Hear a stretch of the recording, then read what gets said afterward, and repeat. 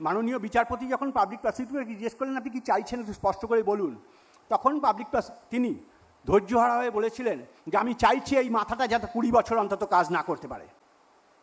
এটাই কথা। আমরা চাইছি যে ভারতবর্ষ কালিদাসের জন্ম দিয়েছে, যে ভারতবর্ষ আর্যভট্টের জন্ম দিয়েছে, যে ভারতবর্ষ রবীন্দ্রনাথের জন্ম দিয়েছে, কি সত্যেন্দ্রনাথ বসুর জন্ম দিয়েছে, সেই ভারতবর্ষের মাথা যেন কাজ না করে। কাজটা কারা করবে? কাজটা করবে তারা যারা কতগুলো নির্দেশ দেয়, অর্থাৎ যারা সমস্ত সমাজকে মৌচাক বানাতে চায়।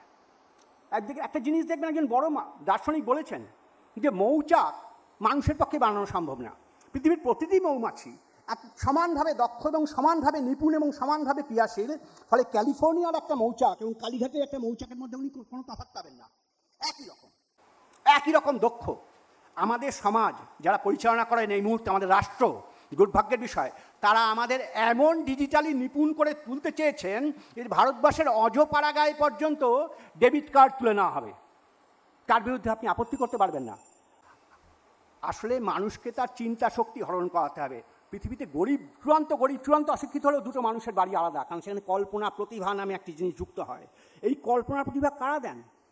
বুদ্ধিজীবীরা।